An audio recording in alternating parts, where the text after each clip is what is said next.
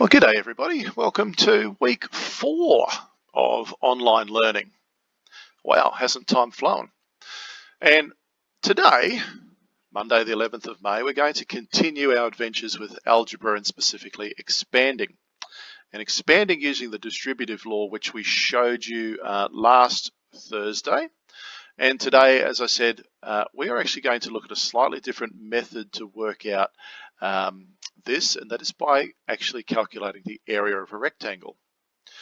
Now, if you've got the notes pre-printed, you have that title already at the top of the notes. If you're using your book, could you please make sure you write that down as your title, and also could you write down the date that you should be accessing this, which is Monday the 11th of May. Our learning intent for today is to apply the distributive law to expand simple algebraic expressions using the area of a rectangle. Now, as I always say, you might like to pause the video so that you can write that down.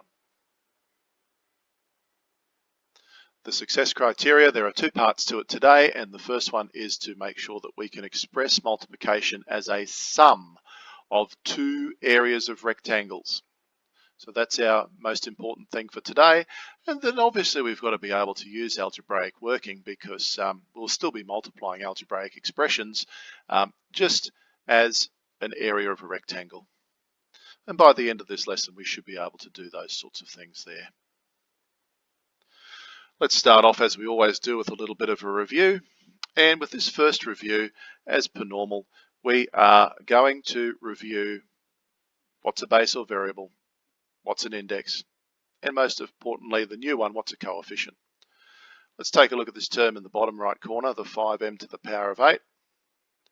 Now, as we've been saying, the m is the thing that's called the base or the variable, because it's the thing that's at the bottom, and attached to that is that number 8, which we have called the index, or also the power. As a couple of people have pointed out to me, yes, it's still called the power, even though I haven't been writing it in there.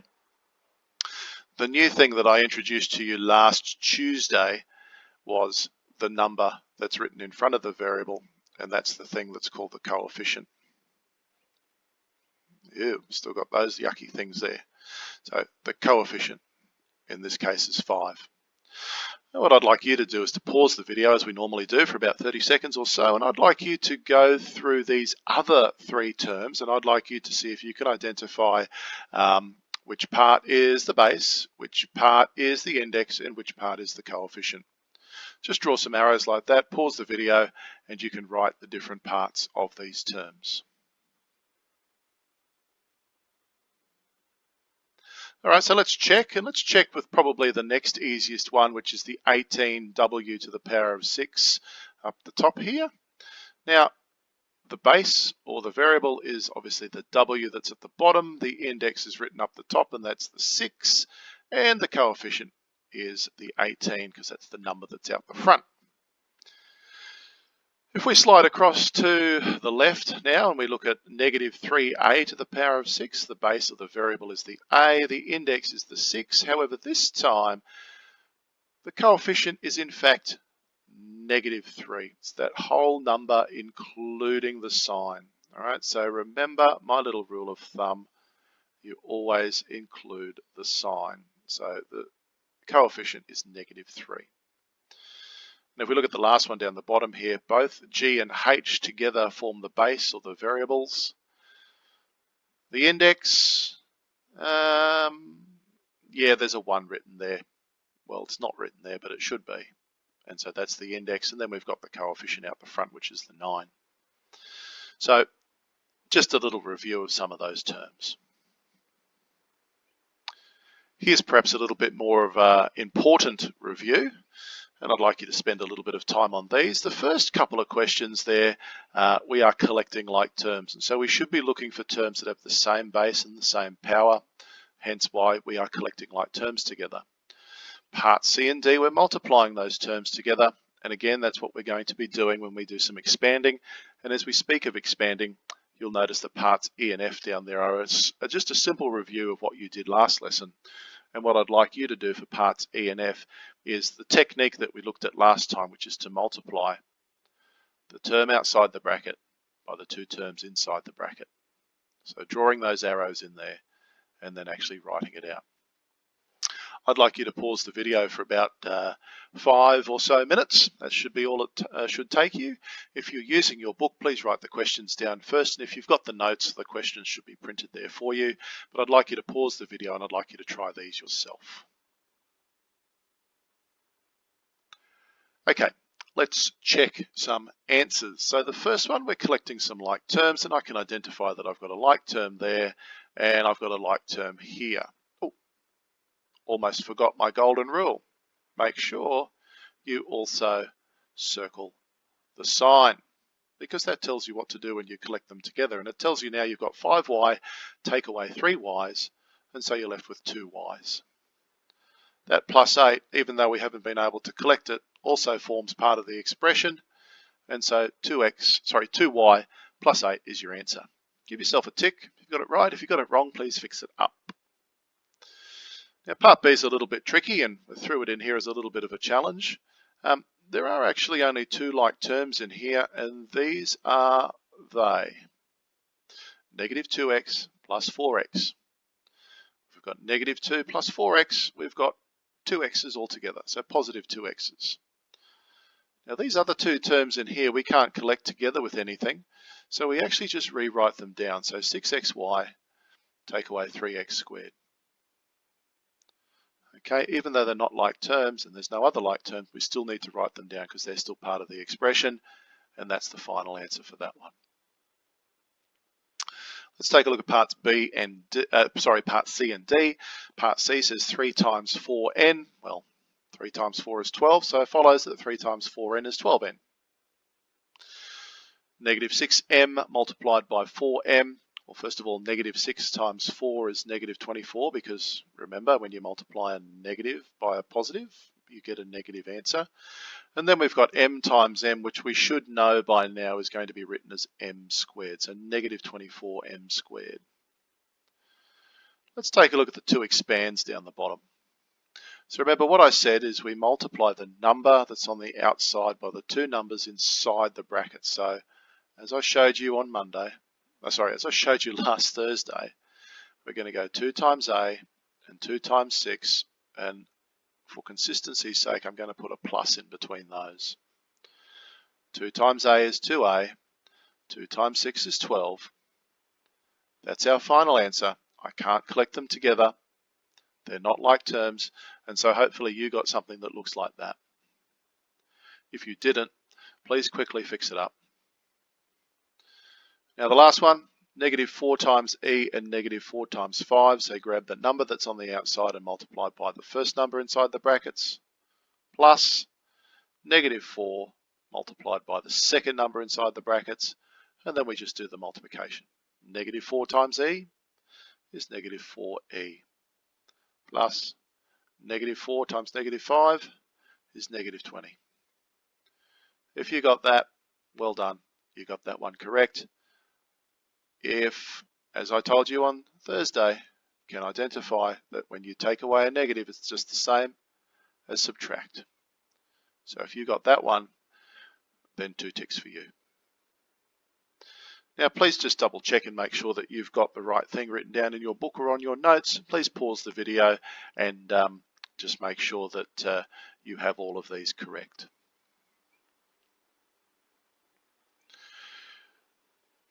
So on Thursday last week, I showed you the distributive law, and as I showed you just then, using algebra, we took the term on the outside and we multiplied by both terms inside the bracket. So a times b and a times c. And just for consistency's sake, we plussed all of those together, just to make it a little bit more straightforward.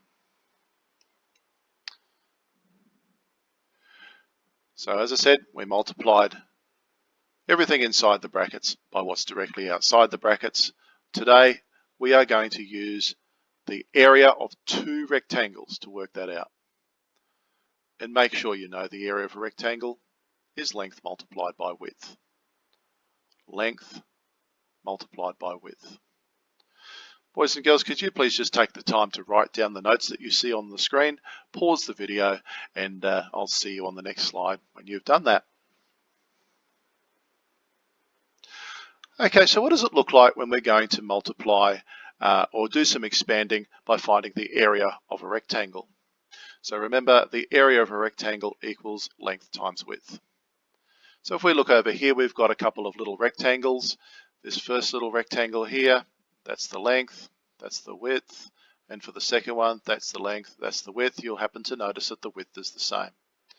Now, where on earth did we get these numbers from? Here's the question that we're expanding, 5 times 3a plus 4. I put the number that's the outside of the brackets, so it's the width, and I put the two terms that are inside the brackets as the two lengths. One little thing just to note though, is it's very handy to include the sign with the second term. So in this case, it's 3a plus 4. And essentially, all I need to do now is multiply the lengths by the widths, and that resulting answer, when I multiply, goes inside those rectangles. So I go 5 multiplied by 3a. 5 times 3 is 15, so 5 times 3a is 15a. I then have 5 multiplied by positive 4. And again, if I include the sign, that's going to give me positive 20. So essentially, I've done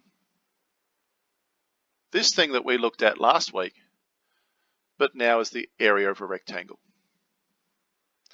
The last little step is to imagine that that rectangle is now disappearing, and what actually gets left is the answer, 15a plus 20. Job done. Now immediately some people might be starting to think, wow, this seems really, really simple. Don't just start thinking that yet, because we haven't dealt with any negatives. Some people might be thinking, well, this just looks really, really silly. Why can't I keep doing it the other way? Try a couple more and let's see how we go. Let's try one with negatives. So in this case, we've got 6h multiplied by, in brackets, y minus h. So again, I put the number on the outside as the width, the 6h. I put the first term as the first length, and I put the second term as the second length, and you'll notice this time I've included the negative there. So I keep the sign with the number. I then multiply it all out, so I've got 6h multiplied by y, and that becomes 6hy. I now have 6h multiplied by negative h. Well, that's going to give me a negative answer, and 6h times h is 6h squared. So it's going to be negative 6h squared. I've done the hard work now, and I need to imagine that that rectangle disappears, and as soon as that rectangle disappears, I'm actually left with my answer. 6hy, take away 6h squared. Done. So that's that's expanding using the area of two rectangles. Time for us to try some together. So if you have the notes, you have these examples pre-printed, and you have 4 rectangles actually on those notes that you can use. If you are using your book, can you please write the questions down, and you will need to actually draw up 4 rectangles that look like this. Let's take a look at the first one together. I start by writing the 5 as the width. The 4 is the length of the first rectangle, and plus y is the length of the second rectangle. Right now, I'd like you to pause the video, and I'd like you to expand this out. 5 times 4, 5 times positive y. Pause the video, and we'll come back in about 30 seconds and we can check the answers. Okay, how'd we go? 5 times 4 is 20. 5 times y is plus 5y. And hopefully you wrote the final answer, imagining that the rectangle disappears, 20 plus 5y. If you got that one right yourself, please make sure that you tick it. If you didn't quite get it right, please fix it up. Now, the others I want you to try yourself. So the next one, 4 times a plus 3, 2h times k minus h, and negative g multiplied by g minus y. Pause the video for about, I reckon, 5 minutes, That's how long it should take you to try these 3 questions. Again, if you're using your book, make sure that you draw the rectangles. If you're using the notes, they should be there with you, should be there for you, and we'll come back and we'll check some answers. All right, let's check some answers. For part B, we write the 4 as the width, and the A and the +3 go on the lengths like that. We then multiply all of this together. 4 times A is 4A. 4 times +3 was +12. Again, we try and imagine the rectangle is disappearing, and that gives us our answer, which is 4A +12. Give yourself a tick. Well done if you got that one right all by yourselves. Great job. Fix it up if you managed to not quite get it right just yet.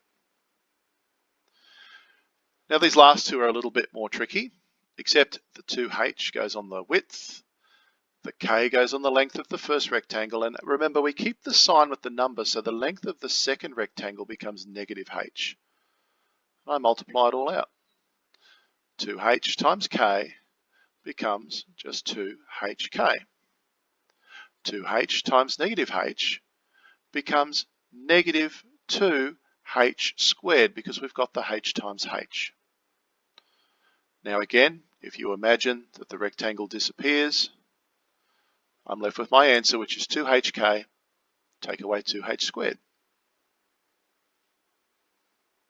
Check your answer and mark it either right or wrong. Lucky last one. -G is the width. The first term inside the bracket becomes the length of the first rectangle, and the second term, including its sign, it's -Y, becomes the length of the second rectangle. And again, we're going to multiply. So I go -G multiplied by +G. Well, a negative times a positive becomes a negative, and G times G becomes -G squared. I now have -G multiplied by -Y. Now a negative multiplied by another negative becomes positive. I'm actually going to write the positive sign in there. And G times Y, you guessed it, is just GY. Imagine the rectangle disappears, -G squared plus GY, and that's your answer for the last one. No, you can't collect any of those together because they're not like terms. How did we go? Hopefully we got 4 out of 4 right, because if we got 4 out of 4 right, you would make an old mathematics teacher smile. Well done. If you got 2 of them right, great job. If you got 3 of them right, that's fantastic. And if you only got the first one right, with a little bit of help, we should be able to get a few more of them right as well. So let's check in.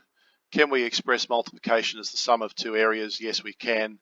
And can you think algebraically and use appropriate algebraic working? I think you can. Let's try some. So there's a little bit of a checking for understanding. So I've already set the problem up and you've just got to do the multiply. So your job right now, if I count to 30, is to multiply 3 times 4e and 3 times r, and then write your answer. If you've got your notes, write your answer on the sheet. If you're using your book, write your answer in the book, but we'll come back in 30 seconds and we'll check the answer for this first one.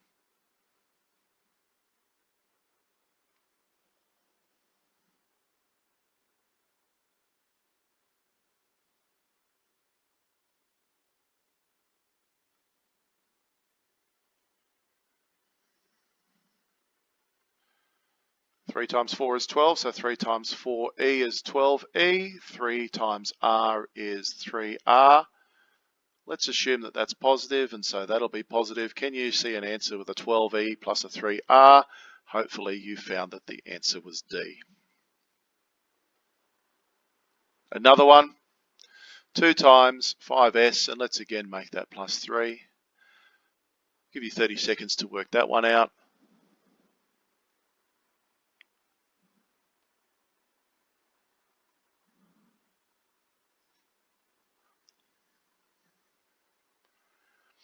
So you should be saying 2 times 5s is 10s, 2 times positive 3, Positive 6. Can you find 10s plus 6 in one of the answers? Yes, it's C. And well done if you beat me. Let's put a negative in here for good measure. So we've got 4f times 7, take away 2f. Multiply it all out. See if you can select the correct answer.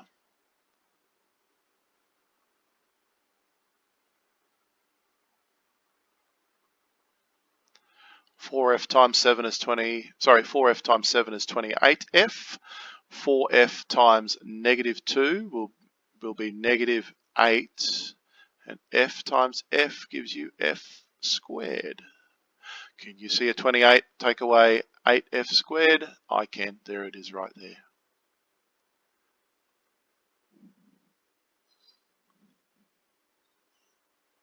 Now, folks, if you can do questions like that, then we've actually achieved today's lesson. You also now need to make a little bit of a choice as to whether you want to use that technique of multiplying using the area of a rectangle or the algebraic way that we looked at last week. In an exam situation, you may have to demonstrate both techniques, and so that's why we get you to practice those now. You'll also find this document on the eLearn Classroom. It's a PDF document. You'll be able to download it. You'll be able to print it out if you're at school or at home, and you'll be able to write your answers in that document. Once you have completed that document, please take a photo of it and send it to me as proof that you've completed your class work. If you take a look at the screen, a lot of these questions here, particularly this first one here, has been completed for you.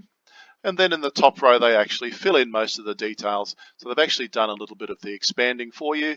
This one here, they've put in the lengths and the widths, and this one here, you're basically on your own. Okay, so they build up in difficulty. Same with section B, except for section B, they actually, again, have calculated some of those for you. And then they leave a few blank. Again, they've put in a few here, and then again, they leave them blank. Okay, so they do a little bit of work for you on that sheet, but you still have to put in a fair few of the lengths and widths as well as do all the calculations. So that's your first task in this lesson, is to print that out and complete that. Now, once you've done that, if you've got the class notes or you've accessed a copy of the textbook questions off the eLearn Classroom, you'll also find some other bonus questions. So consider these ones to be a bonus PPMP. This is what we use to set grade 8s when it comes to expanding and factorising, and so these are also grade 8 standard questions. And what I'm going to say is that you can choose to expand these by either using the area of two rectangles or the algebraic technique that we looked at last week. It's entirely up to you.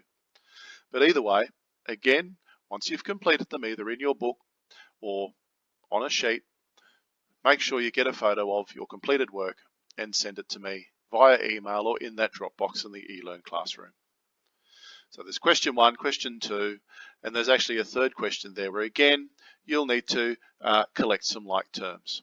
So that last question there may involve some collecting of like terms. Folks, that's it for expanding. Tomorrow in our live lesson, so we should be all over expanding. Tomorrow in our live lesson, I'm going to wrap this up and consolidate it. So if you've got any questions, that's a good time to ask. But I'm also going to start to introduce to you the next section, which is about factorising. And factorising is the opposite of expanding. And what I want you to start thinking about for our live lesson tomorrow is when we expanded, we multiplied. When we factorise, if factorising is the opposite of expanding, what's the opposite of multiplying? Because if you can work that out, then you've pretty much nutted out what factorising is all about. The other thing is, though, you've got to know what a factor is.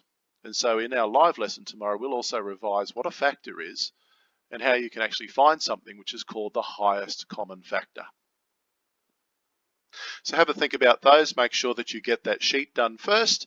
You've got those bonus questions. Should give you plenty of practice at expanding, either using the area of a rectangle or the algebraic technique that we looked at last week.